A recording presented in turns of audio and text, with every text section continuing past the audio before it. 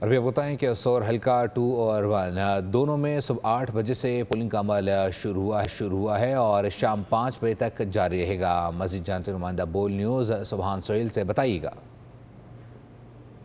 جب وقت موجود ہوں ضلع استور جی بی اے 14 حلقہ استور حلقہ 2 استور جی بی اے 14 میں موجود ہوں۔ یہاں پہ اس وقت میں احمدآباد پولنگ اسٹیشن میں موجود ہوں۔ یہاں پہ صبح 8 بجے باقاعدہ الیکشن کا آغاز ہو چکا ہے۔ ووٹرز اپنے جو امیدوار ہیں اس کو ووٹ کرنے کے لیے یہاں پہ پہنچے ہیں۔ انتہائی جوش و خروش سے الیکشن کا باقاعدہ آغاز ہو چکا ہے۔ اور یہاں پہ یہ بتاتا چلوں کہ election commission of Gilgit Baltistan کے احکامات کی روشنی میں یہاں پہ سیکیورٹی کے انتہائی معقول انتظامات کیے گئے ہیں۔ دونوں حلقوں میں الیکشن کی گہما گہمی عروج پہ ہے۔ اس وقت پولنگ کا عمل شروع ہو چکا ہے۔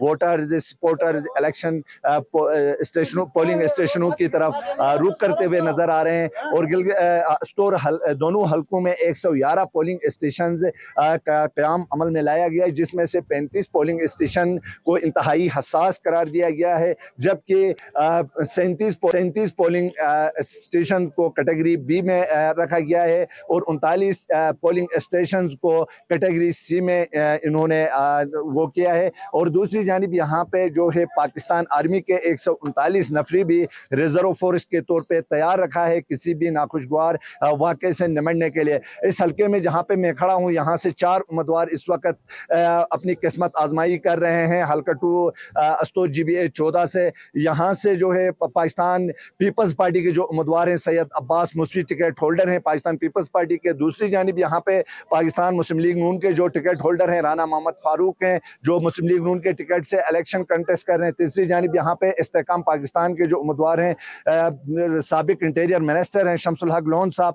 وہ بھی اس حلقے سے الیکشن کنٹیسٹ کر رہے ہیں استحکام پاکستان کے ٹکٹ سے۔ اور یہاں پہ چوتھی جانب اتحاد پینل کے جو امیدوار ہیں بونجی ٹو تریزے بل صاحب ہیں، وہ بھی حلقہ 2 جی بی اے 14 سے الیکشن کنٹیسٹ کر رہے ہیں۔ پہ اس وقت پولنگ کا عمل شروع ہو چکا ہے جو صبح 8 بجے سے شام 5 بجے تک بہت جاری شکریہ ہے۔ اپڈیٹ کرنے کے لیے۔